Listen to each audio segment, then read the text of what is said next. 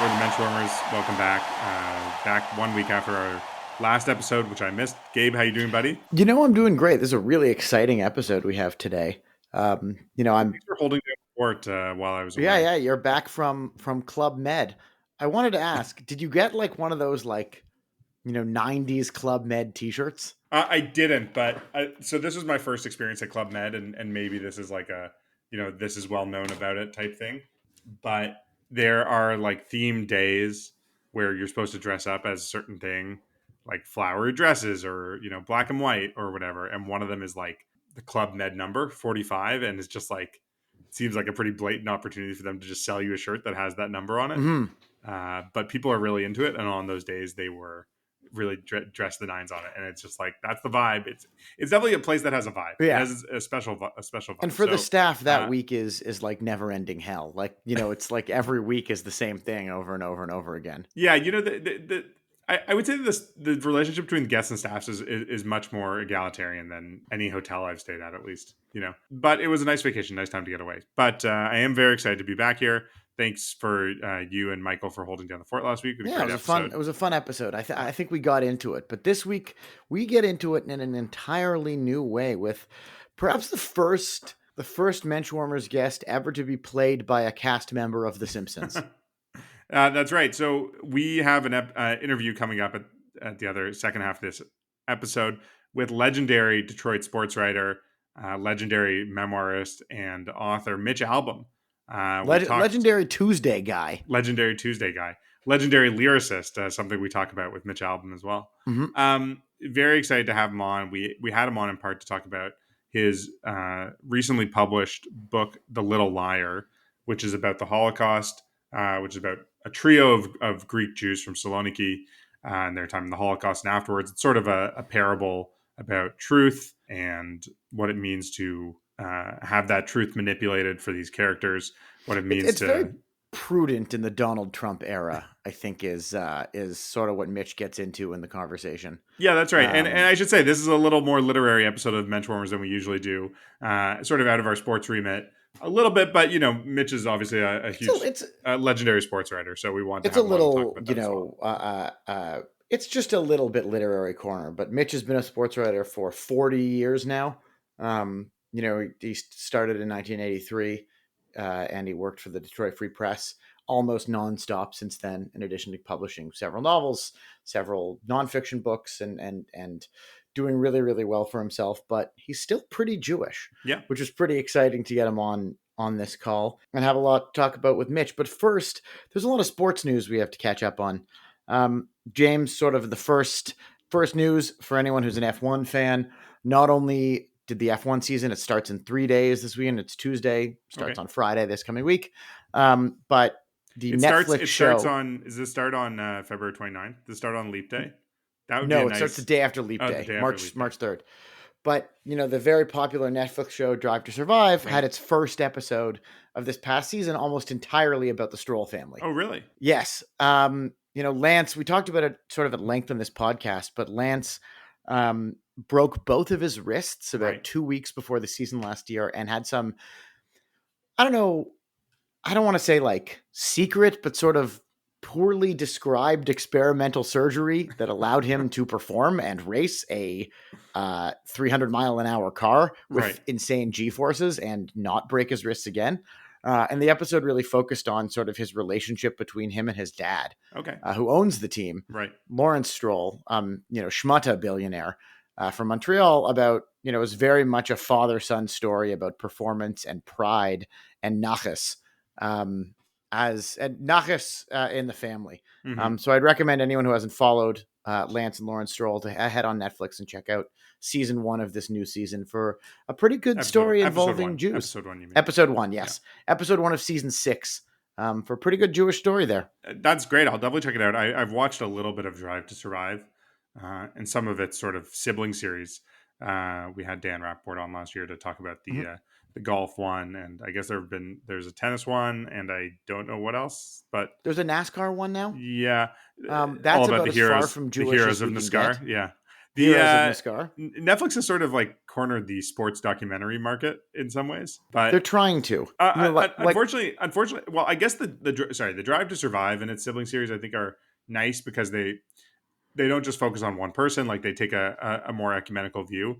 Some of the other ones have seemed a bit too hagiographic for my taste, and also just like, well, if David Beckham is the executive producer of the David Beckham documentary, I can sort of imagine what sort of shine it's going to put on his life. yeah, Not that we should mention quarter Jewish yeah, I would say a soccer great disappointing David lack of Beckham. Judaism. I would expect 25% of it to have been about Judaism, but it was not in the David Beckham documentary. Yeah, not to cast aspersions at the quarter of David Beckham that we are intensely proud of, but I just mean you're not going to get the unblemished warts and all, or even not even to say the negative story, but just the complete story, right? Like I think when you have someone's participation, when you have their sign off, when you have their ability to just say, I'm not doing this anymore, I don't want that in.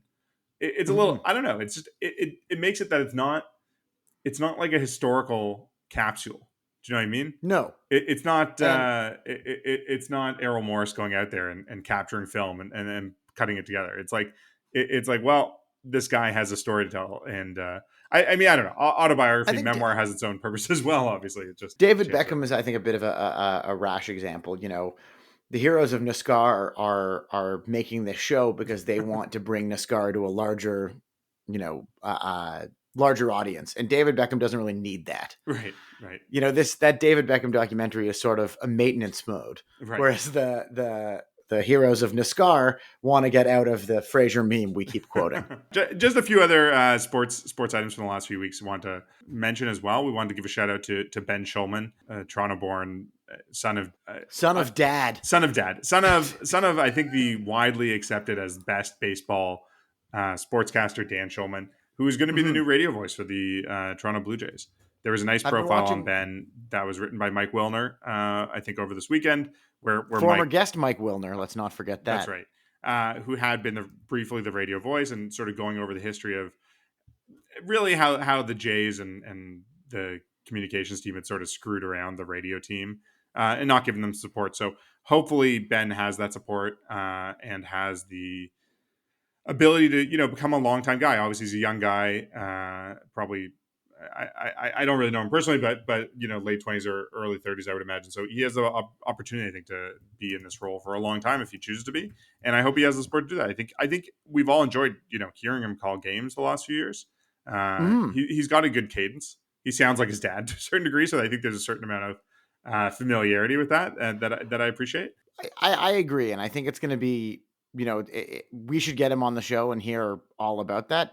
Talking to him. One, I think, very interesting story. Maybe not interesting story, but something that to bring it back a little more Jewish. He's replacing a guy named Ben Wagner, right? Who was a Blue Jays radio voice, which is not to be confused with Israeli national team baseball player Ben Wenger. Right. It's about as similar as you can get. It's one letter apart. Ben Wagner, not Jewish. Ben Wenger, Jewish. Ben Schulman, yes, Jewish. So I think we can get a little ultimate confusion tour in here to get all three of them together in a broadcast booth: Wagner, Wenger, and Schulman. Do you listen to many games on the radio these days? Not so much anymore. Yeah. At least not since I sold the farm and moved to a place that had cable television. Yeah, I think that's part of it for me too. Like when I was younger, I had more like I don't know, time just like out walking and things like that, like without the needs for childcare. Like I'd be out and about in the city and just like being able to listen to a game on my phone while I was walking Absolutely. around was pretty great. I would put it this way, in that Saturday afternoons or Sunday afternoons when I would normally be listening to the radio, like I'm not in my car. Yeah. I'm usually at home taking care of my family, with children and such. Nap time where I can watch or just like playing with my kid. But this is the realities of aging, that it's like in my 20s, it was more like, I'm out and about and doing fun things and I'm listening to a game on the radio, while observing the world and things like that. And now it's much more likely that I am sitting at home watching a game on TV without any volume because a child is sleeping upstairs and I'm trying not to wake them up. Or the child has requested we watch Bluey instead of baseball. Yeah, I've definitely had a lot of silent game on my phone while Peppa Pig plays in the background. uh, That's life. That's the reality of having young children. But um, come full circle on that. yeah, we should also do a quick follow up on some of the stories we talked about last Sure. week. Israeli Canadian activist, philanthropist, bicyclist Leah Goldstein was due to speak at a women's event in Peterborough, which has uninvited her. Well, it seems that either the city, the community, or the attendees of Peterborough have uninvited the event, Right. and now the entire event no longer happens, which seems to be a pattern of events that I don't want to say cancel. That's a bit of a dramatic word. One of the unfortunate parts about our current moment of cancel culture, anti-Semitism, non-conversational, if you want to have it, is that it seems that it's the easiest path, given all of, the argument around, is just like shut your door and cancel your event, right, instead of possibly try and keep your speaker or not. So now nobody gets any inspiring women. Yeah, Which is there's a sort of unfortunate. similar story to that. Maybe not similar, but I guess had a similar access maybe, which is there was a story that two people at the recent Toronto Raptors game were told to take off their sweatshirts. Their sweatshirts had a sign on the back that said "Free our hostages" with Magen David. Mhm. And I should say that our colleague Ellen Besner covered this recently on the CJN Daily. So tune into her podcast about that. But similar in the idea that it's like and I think we've talked about this in different conceits as well. That it's like the MLSE supervisor maybe who is getting involved with that. Is just trying to follow a policy. They're not Yeah. really that interested in determining what is okay or what's not. But it is sort of like a reality with this sort of thing that you have a policy that's like nothing political. We're not going to do anything like that. And then it's like, well, the sweatshirt just says "Free our hostages" and has a Magen David. Are you telling me that Magen David's as a whole are banned? I mean, I don't think they should be. I don't think MLSE is like trying to do anything anti-Semitic, given who's involved with that organization. And again, I don't think the supervisor is doing anything but trying to do their job. But it's just sort of like, well, is "Free our hostages" a political slogan? Maybe I don't even know if that is something that I want someone to be able to determine. It just seems like the easiest option for a lot of these anyone looking at this is just like, let's just bury our heads in the sand and pretend that we can't be involved with any of this, and just cancel the event. Can't tell no one that they're allowed to and no one's allowed to wear anything but team logos and blank sweatshirts from now on, and just like, well, that's not the society I really want to live in. I would agree, and I'm not trying to say that I would not stand up for my beliefs. I think it's a valid thing to say and an important sweater to wear. That said, if I was there, yeah, I probably would have used the opportunity to schnorr myself a free Raptors t-shirt. that right. It should be like when someone would come to school in improper clothing and the dress code was like, well, now you have to wear the big white t-shirt. Exactly. You say, well, give me the equivalent of that. Yeah, you want me to cover it? I'll take a Scotty Barnes jersey. Thank you. Or Scotty Barnes jersey. That's what I'll cover it with. This is a great idea. I like this idea. You should just be going to various sporting events with like just outright political slogans all over your t-shirt. Yeah, but like just like whatever you can find in the vintage store. I want you in like a Carrie. Oh God, who's Carrie's running mate? Edwards, Carrie Edwards t-shirt. Yeah, Carrie Edwards. I think it could also be like a America Love It or Leave It style t-shirt. Yeah. Or until you can get free stuff out of the program. Exactly. Until I can, as I said, schnorr myself a t-shirt or a jersey. Just one other thing I wanted to mention before we move on to talking about the book a little bit and our interview with Mitch. Denny Avdia has been on a real stretch recently. Since the beginning of the year, beginning of 2024, he's averaged more than 16 points a game. And he had a 43-point game the other day. Wow. Pretty impressive. Do you think he was really going for that 48? Yeah, right before the All-Star break. 48 would have been something. I mean, he did shoot a lot. He shot 24 times. I think that's the most shots he's taken in a game. But, he has been given some room to run. Minutes are up. Unfortunately, he's just injured his heel. He's missed the last few games. I'm not sure if that's expected to be a long injury. I don't think so. But really, getting some run in a really, really crappy Washington Wizards team that has lost their last 9 games, I believe. So he is going to continue to get run there. I think he's going to get more and more spotlight, but we'll see what that means going into the next season. So I want to double down on this, basketball thing. Yeah. Right now, it's sort of, I guess in Canada, buried a little bit under a lot of different stories. The Raptors aren't very good. There's the emergence of Shea Gilgeous-Alexander is really exciting. But I think we can call him soon to be full Jewish person, and certainly, intendant Jewish person.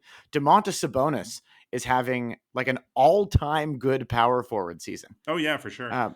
He's averaging, 20 points. He's leading the league in rebounds, 13.2.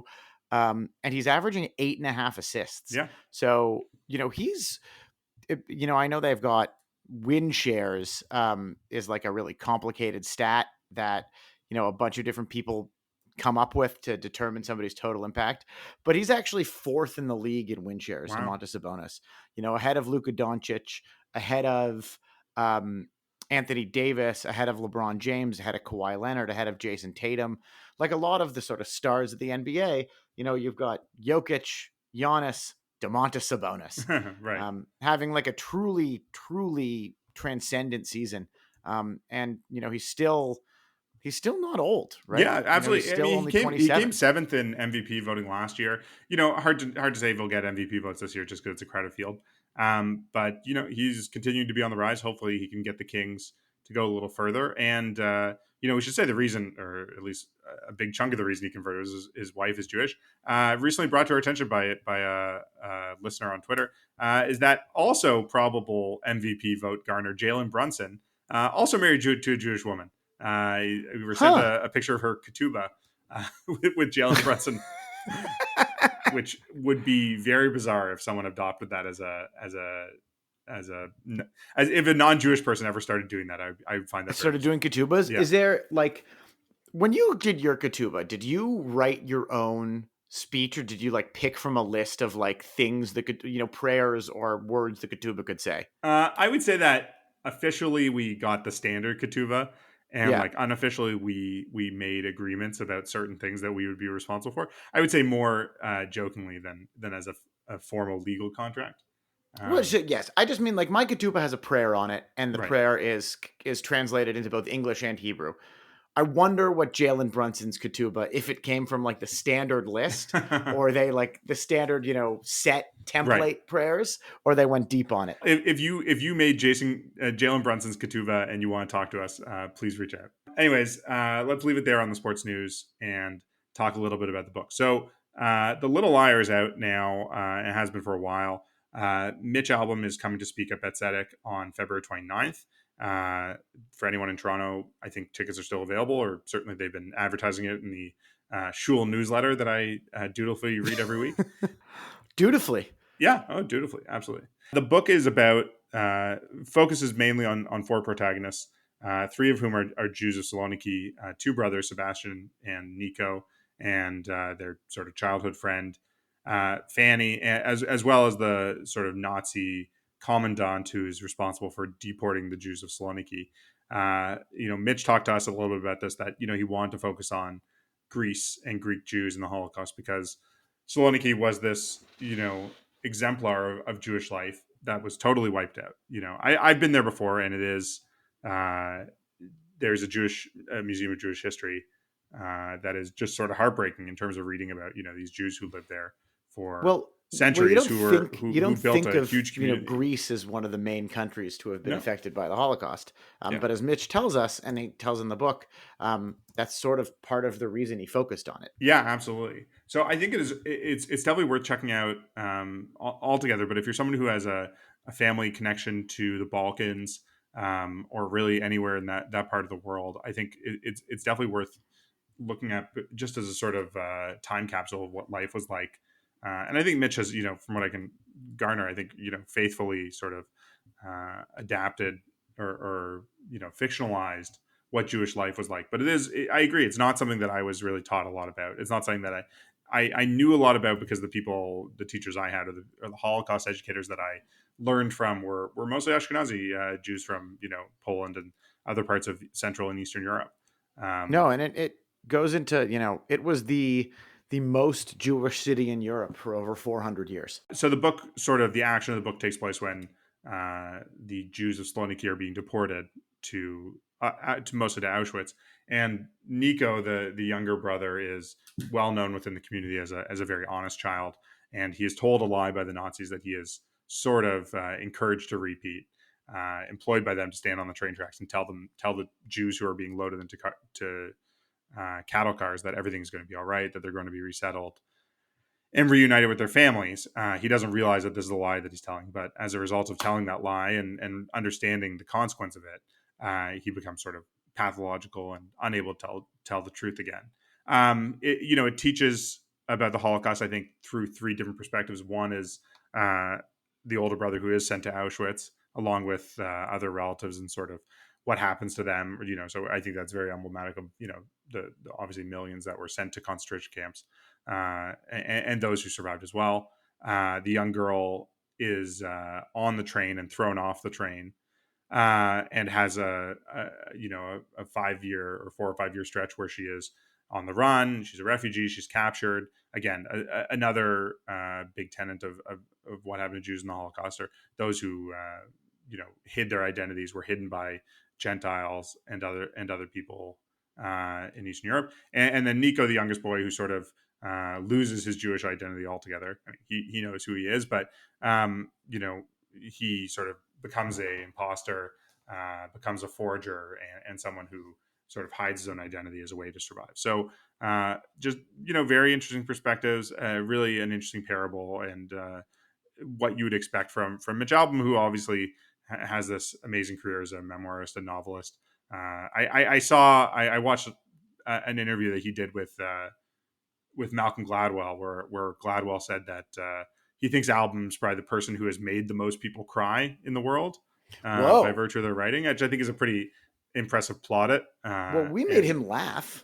What does that mean that does that mean that like we've cheered everyone up who has now cried from Mitch Albom's books? Maybe. But I really thank him for his time. It was very generous of him to come on with us. So stick around and listen to our interview with Mitch Albom.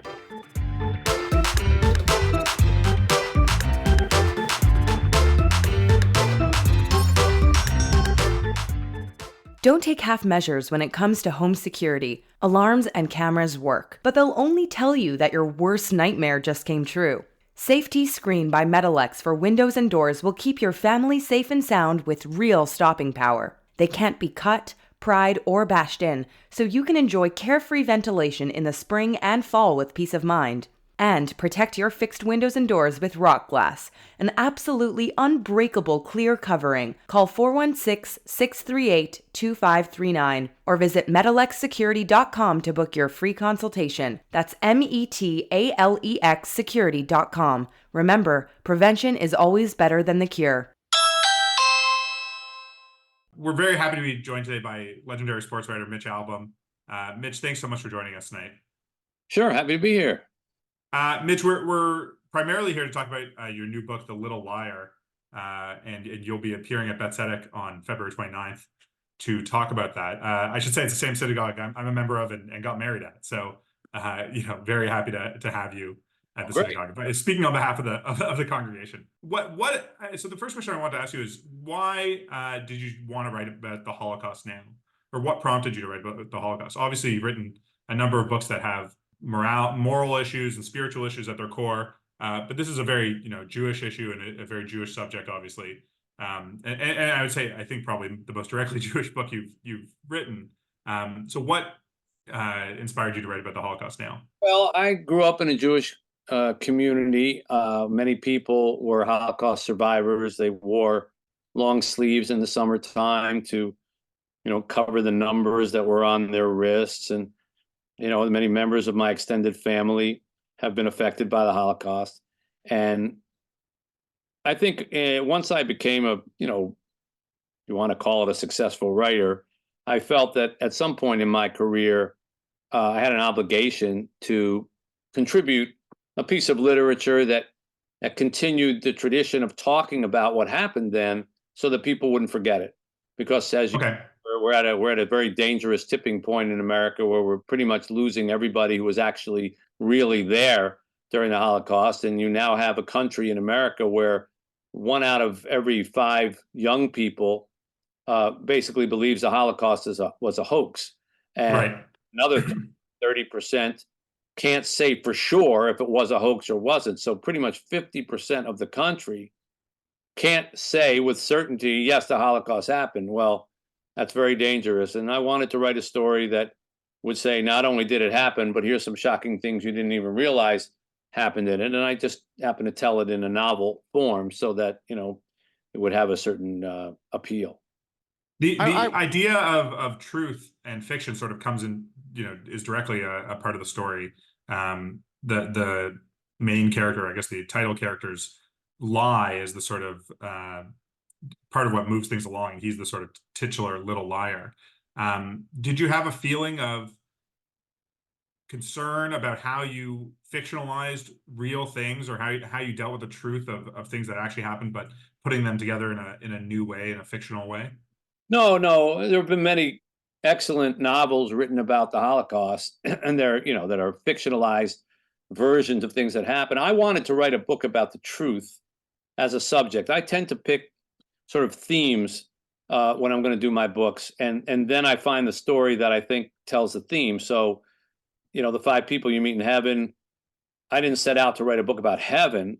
I set out to write a book about, people who feel that they don't matter in life, and how could I kind of create a story that showed that everybody matters. And it turned out heaven was the best way to do it, because the character goes to heaven and meets five people from his life who show him that he thought he was a nobody, but he actually affected them greatly. So that became the five people you meet in heaven. Or, the stranger in the lifeboat was, I didn't want to write a book about how do you survive in the middle of the ocean for, days on end. I wanted to write a book about belief, and how, we don't often believe what's right in front of us if it doesn't look like what we think it's going to look like. If salvation doesn't come in the form that we think it is, we don't really think it's salvation.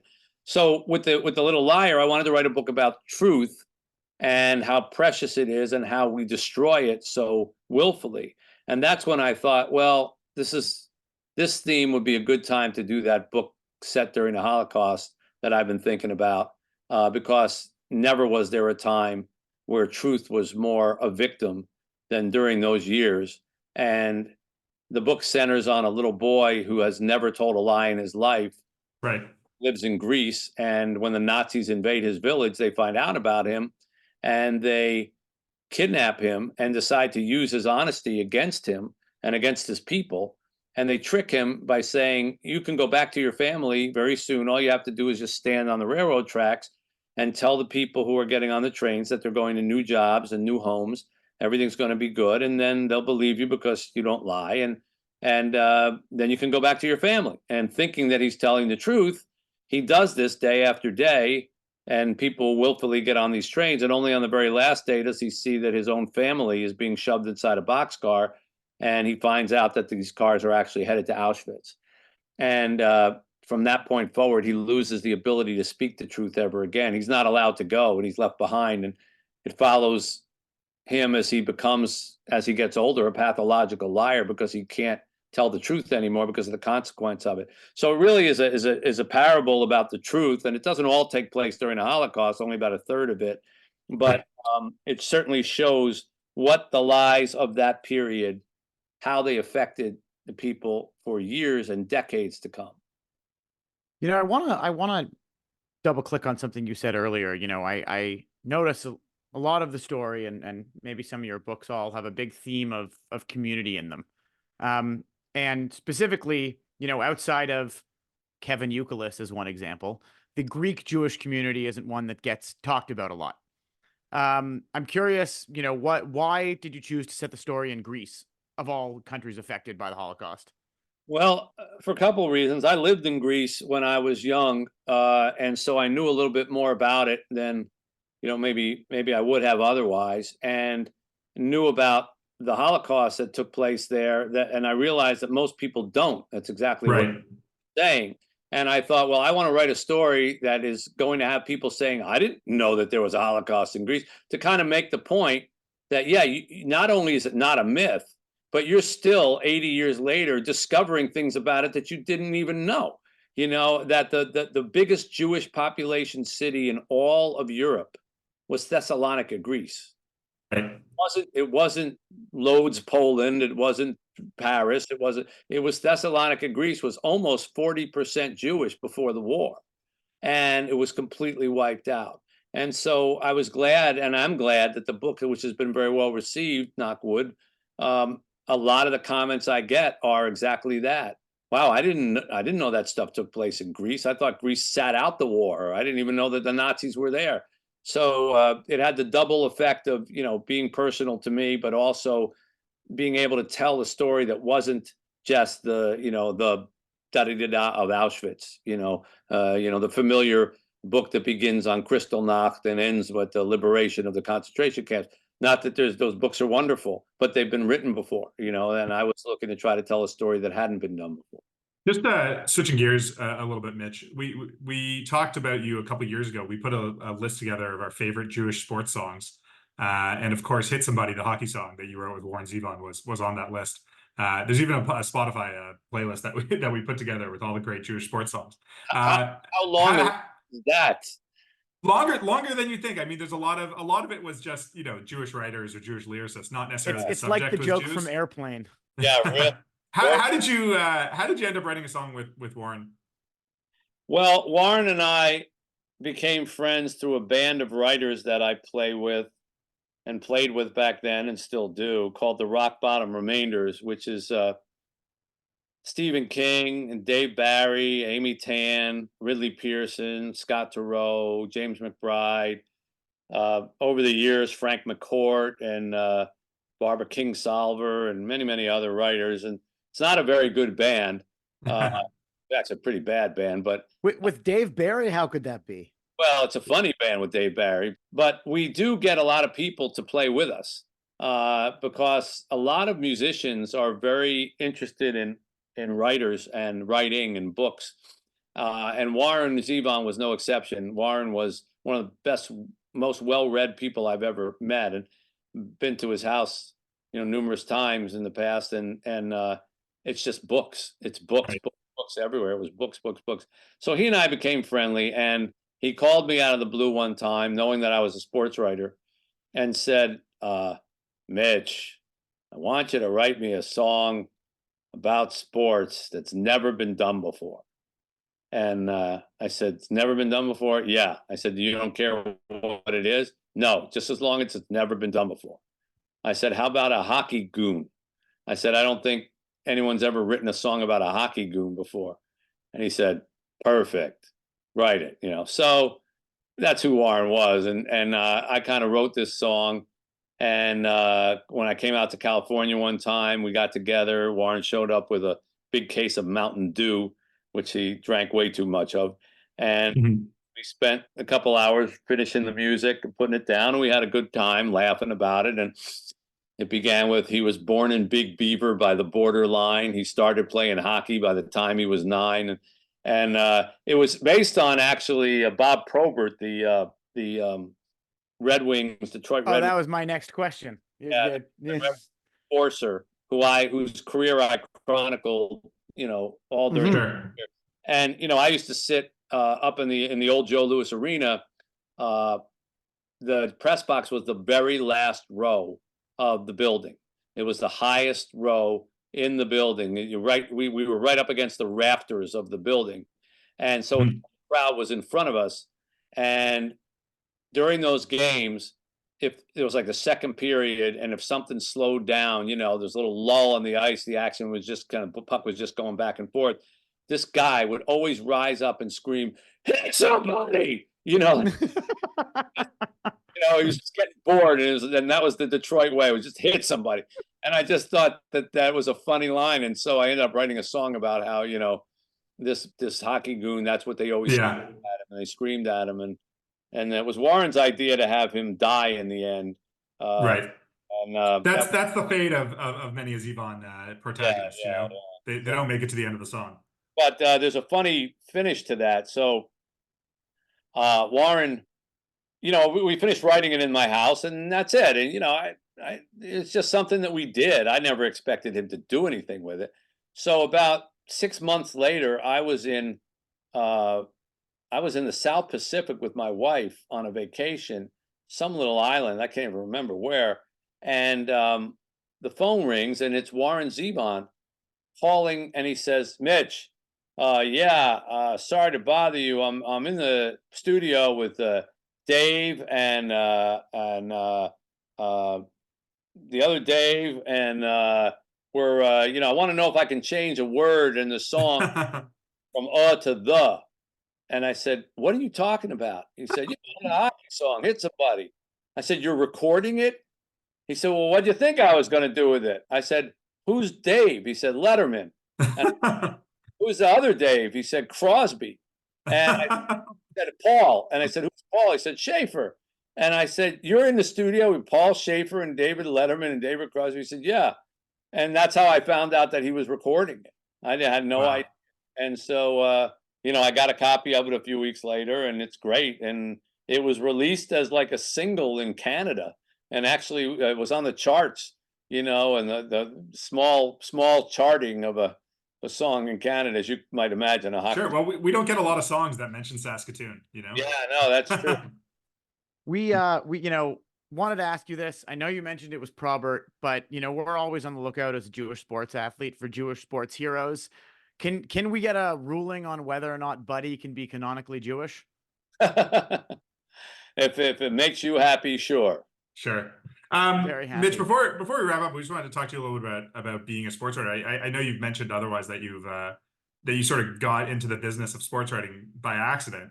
But have there been, in your many years chronicling, have there been any athletes in Detroit, either from your time or past, that were Jewish that stick out? I mean, obviously Hank Greenberg's a big one before your time as a writer, but were there any Hank Greenberg stories you heard around in your time in Detroit, or other Jewish athletes you might want to be able to mention chronicling or during your time? No, unfortunately, there seem to be fewer and fewer, and those who are Jewish rarely seem to be, practicing. And Sure. like find out they have a Jewish father or a Jewish, and I get all excited and I go talk to them, and then it's like, well, yeah, but I grew up in the church, and my dad, um, so I really didn't cover a whole heck of a lot of them. I mean, we have a Jewish Sports Hall of Fame here in Michigan. Right. There's Michigan Jewish Sports Hall of Fame, and you know, Bill Davidson was the owner of the Pistons, and he and I were friendly, obviously, but there it was Mike Hartman was a hockey player. I don't know if you remember him. Um, Yeah, there haven't been a ton of Detroit. I know Anthony Ferkser got into a few games with the Lions this year. Aaron Crick, We'll see if he sticks around. Aaron Crickstein, the tennis player, was from around here. Was Jewish. Former guest on our podcast, actually, Zach Hyman, the hockey player. He played at Michigan for, I think, all 4 years. Oh, is that? Yeah. Okay. All right. Yeah, to me that counts. Okay. Yeah. And, So, a lot of announcers. yeah, Sure. something we've noticed, working on this show, a lot of the Jews in sports tend to be other than the playing field anywhere else. Yeah. That's true. We spoke to, the PGA Tour golfer Max Homa a couple years ago, and the first thing he said was, "Wow, there aren't a lot of us." Yeah. And I think that's to your point. Before we go, maybe outside of Detroit, but we always ask this of all of our guests. Growing up as a sports fan, Jewish kid, who was your Jewish sports idol? Sandy Koufax. I mean, we were all, every kid heard that same story, and it was Right. I swear my parents' generation got a ton of mileage out of that, because it was like Sandy Koufax went to synagogue on Yom Kippur, so because he didn't play in a World Series, and that I mean, whether that was true or not, or it was just anecdotal or whatever, it's gotten a lot of kids to synagogue over the years, because Sandy Koufax didn't play, and so I was very young, obviously, during that time when he was playing. Right. I was a child, but I heard about it, for years after, and that was the guy that we thought about. But I sports is a pretty even playing field. It's one of the things I like about covering, and I really don't cover it anywhere near as much as I used to. I mean, I used to live eat, sleep, and breathe it. Now I still do it for the Detroit Free Press and stuff, but I don't do ESPN or a bunch of other things. Sure. My book life and charity life is kind of taken away from all that. But one of the things I liked the most about it was that it really didn't matter, who you were or what color you were, what language you spoke. I remember going into the Red Wings locker room during the years that they were, winning Stanley Cups, and it was like going to the UN. I mean, there's over Swedish over in the corner, and Finnish over in this corner, and Russian over in this corner, and Canadian, which is its own language, over in this corner, and English, and in this corner, and nobody thought twice about it, and they were just on a team, and I whether it be religion or race or ethnicity or where you come from, I think that that's one of the great things about sports, that it really shouldn't matter, and in many cases doesn't. Absolutely. Mitch, you were a guest for years on the Sports Reporter, and you wrote a best-selling novel about your conversations with another man. I think it's fair to say that you've been very impactful on the idea of podcasting. You presaged the idea of podcasting altogether by many years. Well, I may have presaged it back then, but I'm late to it in its current form, and now everybody's talking to everybody. So yeah, Right. why Tuesdays with Morrie is probably couldn't have happened now. It would have been a podcast. It still could have been Tuesdays with Morrie, just Tuesdays with Morrie, the podcast. Yeah. Well, I actually do a podcast called Tuesday People, which is Right. No. is based on that, and I use the tapes from our conversations. And each week we talk about sort of one issue, and I play some of the conversations that Morrie and I had, because everything was recorded, scratchy as it may be, you can still understand it. And it's amazing how a lot of that stuff still holds up, Sure. 7 years later, that we're still talking about it. So, yeah, I dabble in the podcasting thing a little bit, but yeah, we would have been smart to do the Sports Reporters as a daily podcast. We had started that in 2010. Right. We all have retired, and just done that from our homes, but we were not that smart. Oh well. Well, Mitch, I know your time's limited, so we should let you go. But I hope you enjoy your time in Toronto this week. Yeah, I'm looking forward to speaking there. I had a great time when the book came out. We came up and did a full day of media there in Toronto. It was the busiest day of the entire book tour. I think I did 5 television shows in one day. Wow. I kept coming back to the same building. That's what I remember. It was like, are we here again? We're doing another one here again, and a couple of radio shows, and in between, I had lunch with Brendan Shanahan, Oh, wow. good friend of mine, and really good guy, and he just met me over at his house in Toronto. We grabbed a sub sandwich from some sub joint, and we just talked about the old times, and like Paul Simon sang, and it was good to see him. He's doing pretty well up there, I guess. And had yourself some subs. Yeah, and had ourselves some subs, exactly. Yeah, that's the family friendly version of it. Right, we didn't drink ourselves some beers. It was too early.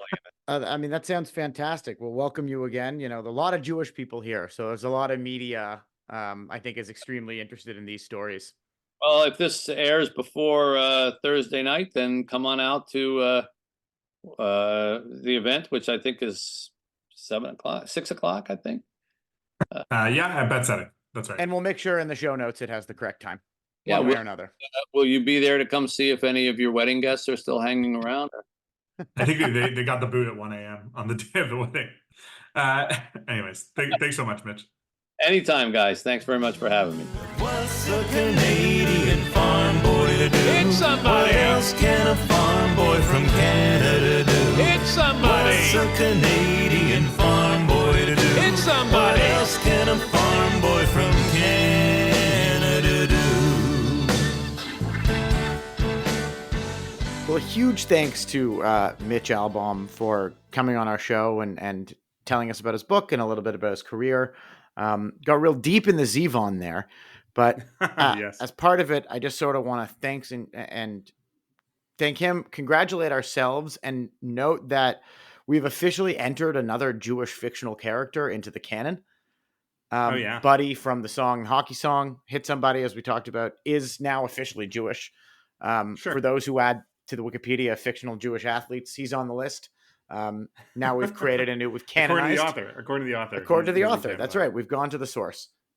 Which means that the two greatest fictional hockey goons of all time, him and Doug Glatt, exactly, from Goon, are both Jewish. Are both Jewish. As is I forget the name of the character, but Liev Schreiber plays the other goon in Goon. Yes, I mean he's Jewish. He's Jewish too. So. You mean Ross the Boss Ray? I don't think Ross the Boss Ray was meant to be Jewish, but no, I don't think so. But at least is. he's played by Jewish Liev Schreiber, and all we need is some real life Jewish hockey goons. So I have two. I think there's some room for that. Interesting facts about Thessalonian Jews. Sort of doing some research going into the show.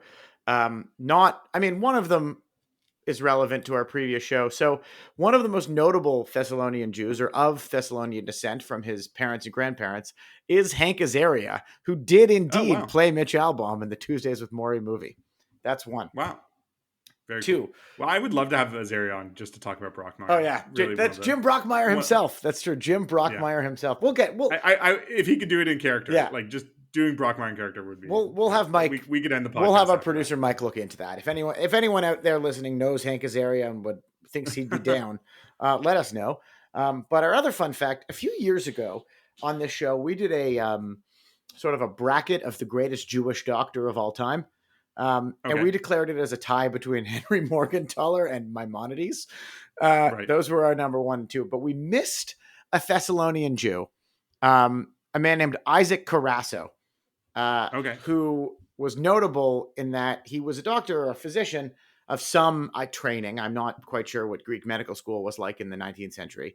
But he believed that the secret to health was putting spoiled milk on eating spoiled milk, cultured milk, or in some cases rubbing yogurt directly on a wound.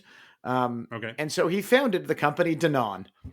Oh, right. I knew Petit Danone was Jews. Yeah. But I didn't know it is Thessalonian really Jews great. Who tried to invent. I mean, that makes sense because yogurt's like a Balkan. Exactly. And they tried exclusively Balkan, but obviously Balkan yogurt exists. And they tried to invent it as a medicine. Isaac did. Right. And what makes it, I think, even more interesting, he's Ottoman Jew, I guess would be the right way to put it from Thessaloniki. But what makes it interesting is we think of Danone as like the French yogurt product, but it's actually Greek. Right. Yeah. I mean, it's Greek, French. Started in France. But I mean, Greek yogurt is a different. Well, anyway, maybe Greek yogurt is the one we should all be rubbing on our cuts, and French yogurt is not. It's just a waste of time. Anyways, thanks so much for listening. Thanks again to Mitch Albom for coming on with us. Thanks again to our producer Michael, and thanks for filling in my stead last week, co-hosting. I think we'll probably be off next week, but back in a few, and hopefully with some baseball previews. And I should say at some point we will be returning with the what is I'm going to call the 3rd annual Menschwarmers Baseball Seder. Yeah, although we got a late Passover this year. It's practically in May. It is, yeah. It's late everything, man. Hanukkah doesn't start until Christmas ends. Yeah, that's weird. It's going to be a weird year for everybody. It's just all that El Nino. It's just all that El Nino screwing everything up. Yeah, well, it's going to be an early summer and then a late Rosh Hashanah. It's going to feel like endless summer. As always, you can find our podcast on the Canadian Jewish News website, cjn.ca, and follow us on Twitter at Menschwarmers for Jewish sports news and highlights and things like that. Thanks for listening. We'll see you again soon.